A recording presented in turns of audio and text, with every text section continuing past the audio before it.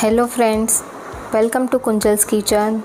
આજે આપણે ઢાબા સ્ટાઇલ પનીર ભુરજી બનાવીશું, જે એક નવા સ્વાદ સાથે બનશે અને એકદમ ટેસ્ટી ભુરજી બનશે. તો તેના માટે મેં અહીં 150 ગ્રામ જેટલું પનીર લીધું છે. તેની સાથે એક મીડિયમ સાઇઝનો કાંદો છે, સાથે 2 ટામેટાં લીધા છે ઝીણા સમારીને, અને તેની સાથે 2 ચમચી જેટલી આદુ મરચાં લસણની પેસ્ટ લીધી છે, 4 ચમચી દહીં, 1 ચમચી કસૂરી મેથી અને 1 ચમચી મિક્સ મસાલો લીધો છે. તો મિક્સ મસાલો બનાવવા માટે મેં અહીં 5 ચમચી ગરમ મસાલો લીધો છે, સાથે 5 ચમચી કિચન કિંગ મસાલો, 5 ચમચી છોલે મસાલો અને સાથે જ 5 ચમચી જેટલો ચાટ મસાલો લઈશું અને બધા જ મસાલાને સરસ મિક્સ કરી દઈશું. અને આ 1 ચમચી જેટલો મસાલો બનીને તૈયાર થયો છે. આ મિક્સ મસાલાથી ભુરજીનો ટેસ્ટ બહુ જ સરસ આવશે.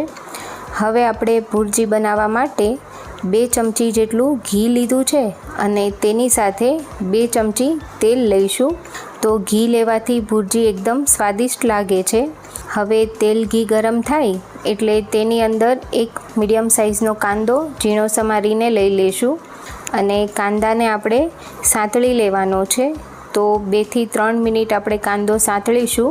જ્યાં સુધી તેનો બ્રાઉન કલર આવવાનું સ્ટાર્ટ ના થાય ત્યાં સુધી આપણે કાંદાને સાંતળી લઈશું. તો અત્યારે કાંદો સરસ સંતળાઈ ગયો છે. તો અહીં મેં 2 મરચાં, સાથે 6 થી 7 કળી લસણ અને 1 ઇંચ આદુનો ટુકડો લઈને પેસ્ટ બનાવી લીધી છે. તો 2 ચમચી આપણે એ પેસ્ટ લઈશું અને તેને પણ કાંદાની સાથે એકદમ વ્યવસ્થિત સાંતળી લઈશું, જેથી આદુ લસણની કચાશ દૂર થઈ જાય. અને 1 મિનિટ જેવું તેને પણ આપણે સાંતળી લેવાનું છે. બધું જ સરસ સંતળાય એ પછી તેની અંદર 2 મીડિયમ સાઇઝના ટામેટાં નાખીશું, જેને આ રીતે ઝીણા કટ કરી લીધા છે. અને હવે આપણે ટામેટાને પણ સરસ કૂક કરી લેવાના છીએ. અને ટામેટાં કૂક થાય ત્યાં સુધી તેની અંદર મસાલા કરી દઈશું. તો સૌથી પહેલાં સ્વાદ પ્રમાણે મીઠું નાખીશું અને 5 ચમચી જેટલી હળદર લીધી છે, સાથે 1 ચમચી લાલ મરચું પાવડર નાખીશું અને સાથે 1 મોટી ચમચી ધાણા પાવડર લીધો છે મેં. તો પંજાબી શાકમાં ધાણા પાવડરનો ટેસ્ટ બહુ સરસ આવે છે. તમે તેની જગ્યાએ ધાણા જીરું પણ લઈ શકો છો. અને હવે તેની અંદર તૈયાર કરેલો મિક્સ મસાલો નાખીશું 1 ચમચી જેટલો, અને બધી જ વસ્તુને સરસ મિક્સ કરી લેવાની છે. તો ટામેટાં કૂક થશે તેની સાથે સાથે બધા મસાલા પણ સરસ કૂક થઈ જશે, જેથી ભુરજીનો ટેસ્ટ એકદમ સરસ આવશે.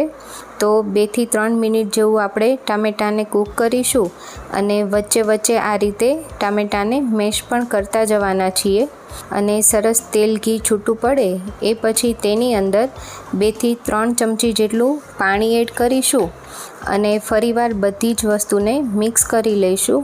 તો હવે જ્યાં સુધી તેલ ઘી છૂટું ના પડે ત્યાં સુધી આપણે તેને કૂક કરી લેવાના છીએ.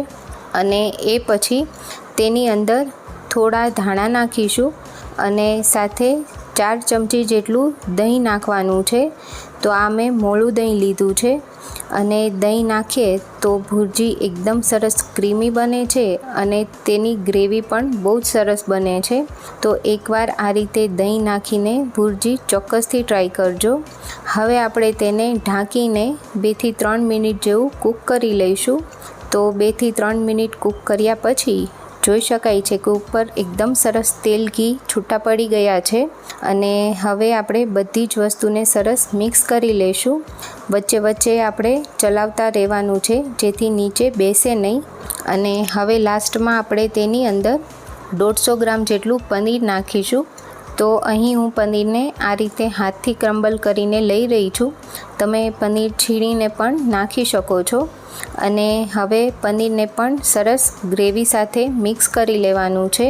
અને બધું જ પહેલાં સરસ મિક્સ કરીશું અને એ પછી 1/2 કપ જેટલું પાણી નાખીશું અને ફરીવાર બધું જ મિક્સ કરી લેવાનું છે। તો ભુરજીની કન્સિસ્ટન્સી તમને કેવી જોઈએ છે એ પ્રમાણે તેની અંદર પાણી એડ કરવાનું છે।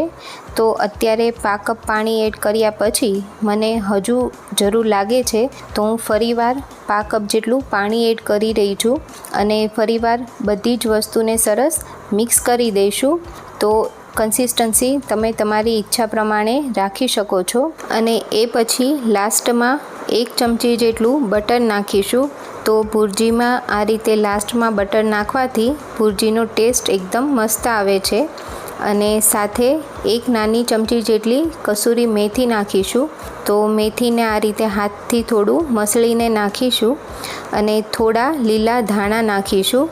તો ફ્રેન્ડ્સ, આ રીતે એકવાર નવા સ્વાદ સાથે પનીર ભુરજી ઘરે ચોક્કસથી ટ્રાય કરજો। એકદમ ઢાબા સ્ટાઇલ બનીને તૈયાર થાય છે અને ગરમા ગરમ ભુરજી સાથે આપણે ગરમા ગરમ ફુલકા રોટી સર્વ કરીશું, જેથી એકદમ મસ્ત ડિનર બનીને તૈયાર થશે। તો ફ્રેન્ડ્સ, આ ભુરજીની રેસીપી તમને કેવી લાગી એ મને કમેન્ટમાં જરૂરથી જણાવજો। સાથે મારા વિડીયોને લાઈક કરજો અને ચેનલને સબસ્ક્રાઈબ કરજો। ફરી મળીશું નવી રેસીપી સાથે।